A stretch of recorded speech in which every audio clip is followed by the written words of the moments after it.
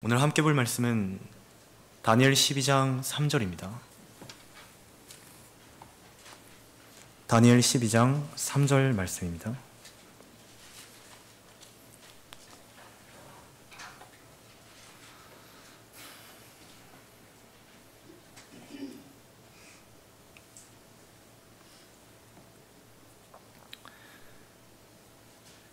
현명한 자들은 창공의 광명처럼 빛날 것이요 많은 사람을 의로 돌이키는 자들은 별들처럼 영원 무궁토록 빛나리라.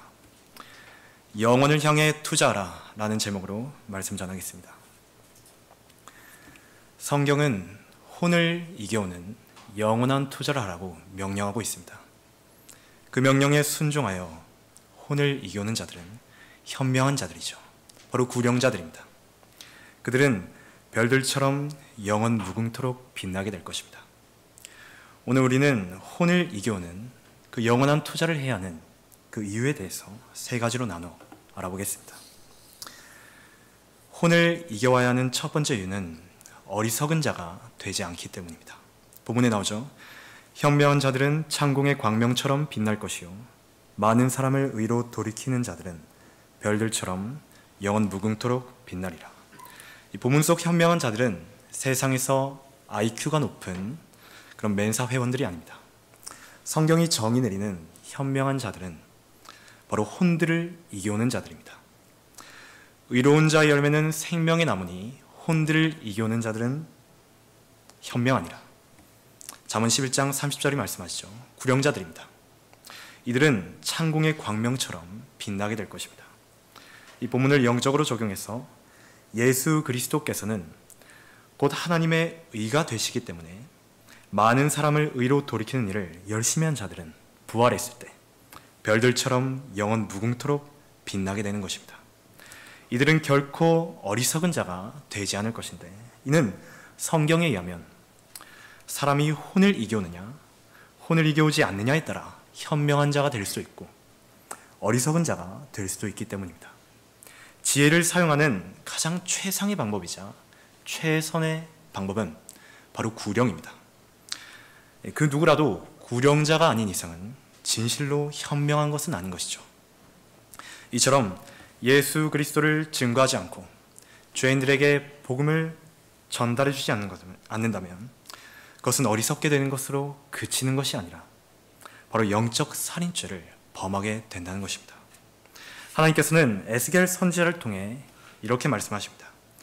내가 악인에게 말하기를 너는 반드시 죽으리라 할 때에 네가 그에게 경고도 주지 아니하고 그 악인에게 그의 악한 길에서 떠나라고 경고하여 그의 생명을 구하라고 말하지도 아니하면 바로 그 악인은 그의 죄악 가운데서 죽을 것이나 나는 내 손에서 그의 피를 요구하리라. 이 말씀은 물론 이스라엘 집에게 해당되지만 영적 적용을 한다면 그리스도인들에게 내리시는 구령 명령으로 적용할 수 있습니다. 따라서 구령은 우리에게 맡겨진 의무인 동시에 거룩한 사명이기도 한 것이죠. 그 의무를 저버리고 죄인들에게 복음을 전해주지 않는 것은 곧 영적 살인죄를 범하게 되는 것입니다. 그리하여 하나님께서는 내 손에서 그의 피를 요구하리라고 말씀하신 것이죠. 이와 같은 맥락에서 바울은 복음을 증거한 뒤에 뭐라고 고백합니까? 모든 사람의 피로부터 내가 깨끗하다고 선언한 것이죠. 이 구원받지 못한 그런 사람들이 있습니다. 그들은 이미 정죄를 받았기에 하나님의 심판 속에 놓여져 있습니다. 그 심판 속에 갇혀 있는 것입니다. 이 사실을 그들에게 경고해 줘야만 하는 것이죠. 여러분은 하나님께서 경고하라고 말씀하신 것을 유의해 보십시오. 하나님께서는 사람들을 향해 경고하라고 말씀하셨지, 하나님은 당신을 사랑하십니다. 당신은 사랑받기 위해 태어났습니다. 우리 교회면 좋습니다. 이런 말들을 하라고 명령하신 적이 없으십니다. 구원받지 못하면 당신은 반드시 지옥으로 갑니다 라고 경고하라고 명령하신 것이죠. 이것은 의무이자 거룩한 사명인 것입니다. 이런 의무를 저버리고 복음을 전달해 주지 않을 때 그것은 또한 예수 그리스도를 향한 사랑의 결핍이기도 합니다. 정말로 하나님을 사랑한다면 잃어버린 혼들을 이겨오는데 힘써야 하는 것이죠.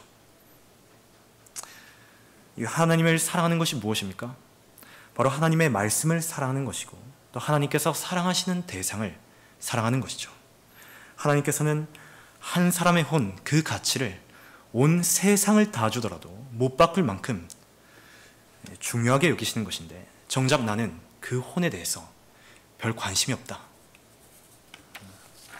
우리 주 예수 그리스도에 대한 사랑이 결핍되어 있다면 예수 그리스도를 증거할 수 없을 뿐더러 그 누구의 혼도 이겨올 수 없는 것입니다.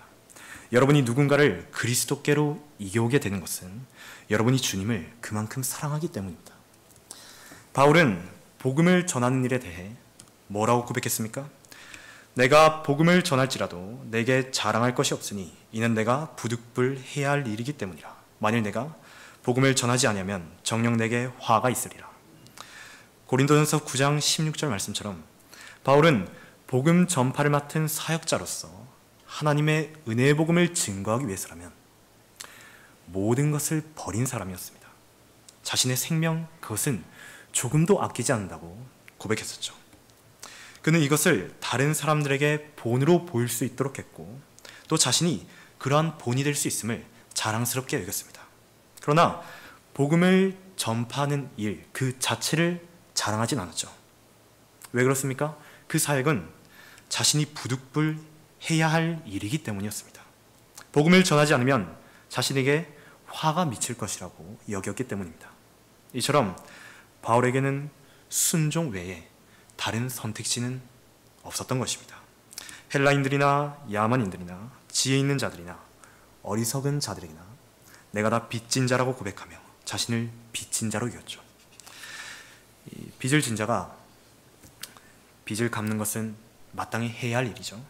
하지만 부득불해야 할 일이기 때문에 할 수 없이 복음을 전파하고 마치 이 빚진 자가 빚 갚는 심정으로만 그 일을 행한다고 한다면 적어도 그 일에 자원하는 마음으로 기꺼이 임한다는 것은 어려운 일이겠죠. 바울도 우리와 같은 사람인지라 이런 면에 있어서는 마찬가지였을 것입니다. 하지만 그는 복음을 전파하는 일에 기꺼이 임할 수 있었습니다. 왜 그런 것인가? 자신에게 마련된 상이 있음을 알았던 것입니다. 설사 그 일을 기꺼이 하지 않는다고 해도 복음의 경륜이 자신에게 맡겨졌다는 것을 알았죠. 바로 명령이 떨어진 것입니다. 그 위대한 경륜에 바울은 순종하고 있음을 고백한 것입니다. 이 명령은 여러분에게도 동일하게 주어진 것이죠. 여러분이 복음 전파에 나서기가 꺼려지고 또 주저하게 된다면 이 두 가지 사실을 망각한 것입니다. 첫째로 여러분의 신분이 무엇인지를 망각한 것입니다. 둘째로 여러분에게 상이 마련되어 있다는 것을 망각한 것입니다. 여러분의 신분이 무엇입니까?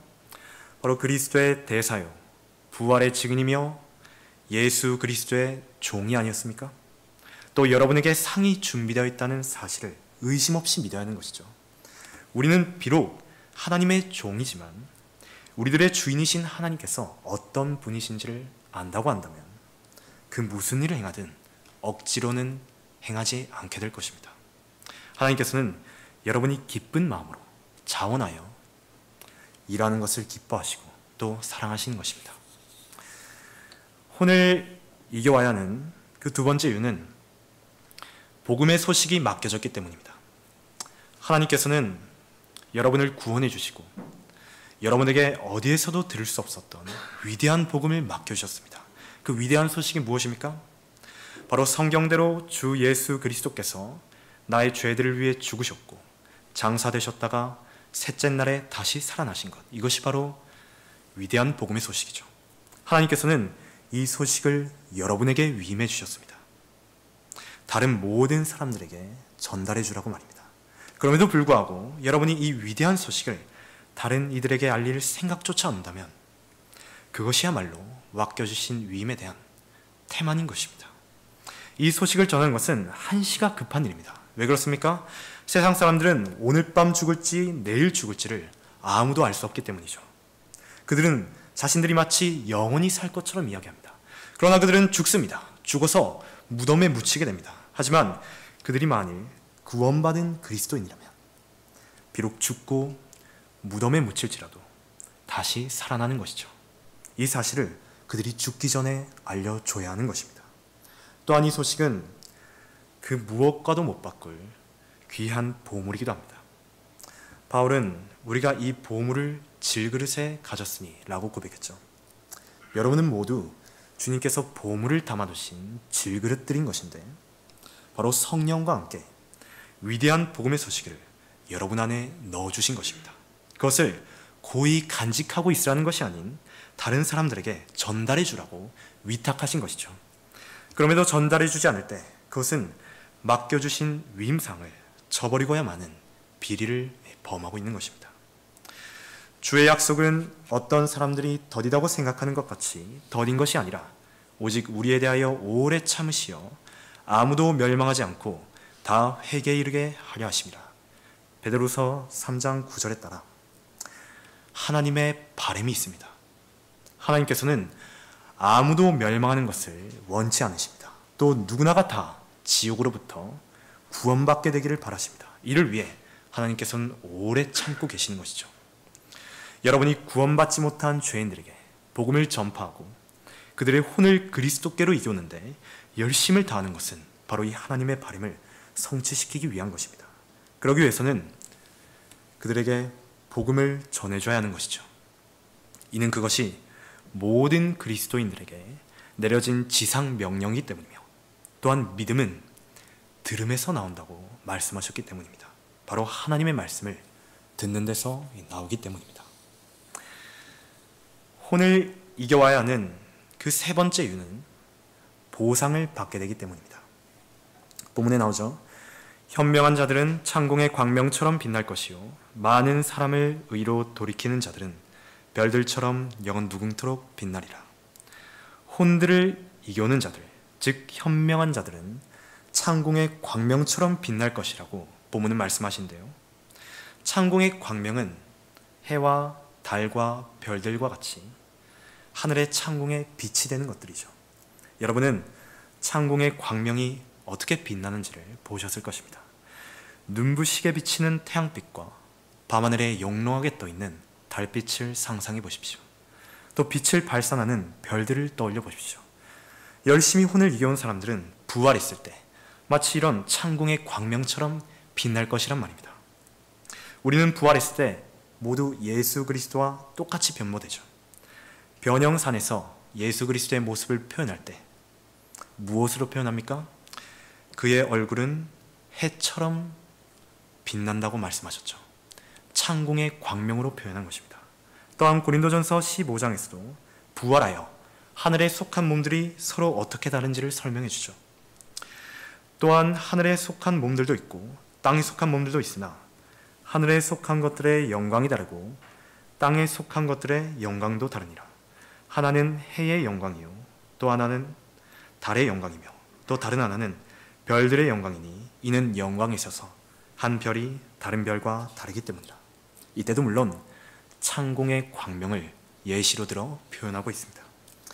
이 성경은 혼들을 이겨오는 자는 현명하다고 말씀하시기 때문에 구령자들은 별들처럼 영원 무궁토록 빛나게 될 것입니다. 이 구령하는 그리스도인들이 왜 현명한 사람들입니까? 그 이유는 영혼을 향해 투자하기 때문입니다. 구령자들은 바로 눈앞에 있는 것들보다는 영원한 세상에서의 영원한 것을 생각하고 또 그날을 대비하여 가장 효과적인 투자가 무엇인지를 알고 있는 사람들이죠. 그렇다면 영원한 것들이 무엇입니까? 바로 영원히 살아있는 혼들입니다. 또 영원히 살아계신 하나님과 관련된 일들이죠. 이것들에 투자하는 것입니다. 이 투자처 외에는 영원한 투자를 할 수 있는 것을 찾아볼 수가 없습니다. 왜 그렇습니까? 모두 죽음과 동시에 끝나버리기 때문이죠. 여러분이 잃어버린 혼을 그리스도께로 이겨왔다면 여러분이 하늘나라에서 눈 떴을 때 그곳에는 여러분이 이겨온 혼들을 한 명 한 명 만나게 될 것이고 앞으로 그들과 함께 영원히 살아가게 되는 것입니다. 피터 러크만 목사는 이같이 말했습니다. 당신은 구령자가 되고 싶은가? 아니면 빈손으로 하늘에 가고 싶은가? 당신이 저 하늘에서 깨어났을 때 당신은 당신이 구령한 사람들이 오기를 기다릴 것이다. 구령한 사람들이 없다면 기다릴 필요도 없다. 당신은 그런 사람이 되길 원하는가? 정말로 그런 것을 원하는가? 사람들이 자기가 구령한 사람들과 하늘나라에서 만나게 될 때 환호를 부르며 기쁘게 서 있는 것은 대단한 일이 아니겠는가? 혼을 이겨오는 일, 이것은 영혼을 향한 투자인 것입니다. 또한 혼을 이겨오는 영원한 투자를 하라는 것은 성경의 명령이기도 하죠. 우리는 이 명령에 순종하기 위해서라도 구령을 하지 않을 수가 없는 것입니다. 구령자가 받게 될 또 다른 보상은 바로 자랑의 면류관입니다. 우리의 소망이나 기쁨이나 자랑의 면류관이 무엇이냐? 그가 오실 때 우리 주 예수 그리스도 앞에 있을 너희가 아니겠느냐? 데살로니가전서 2장에 나오듯이 그리스도의 심판석에서 불을 통과한 뒤에 그 남은 일에 대해 받게 될 면류관이죠. 5개의 면류관 중 하나인 자랑의 면류관입니다. 이 자랑의 면류관은 구령자가 죄인들을 그리스도께로 이겨와 회심케 한 것을 나타내는데요. 이 회심자들이 곧 구령자의 기쁨이요 자랑인 것입니다. 동시에 면류관의 보석들인 것이죠. 찬송가 작곡가인 엘리자 에드문즈 휴이트는 내 면류관의 보석들 반짝일까? 라는 시를 썼는데요. 그중 일부를 들려드리겠습니다. 어릴 적 엄마의 화장대 서랍에서 발견한 반지 하나에 아이는 상상에 빠져들곤 했다. 여기 박힌 이 투명한 돌은 보석일 거야 라는 착각.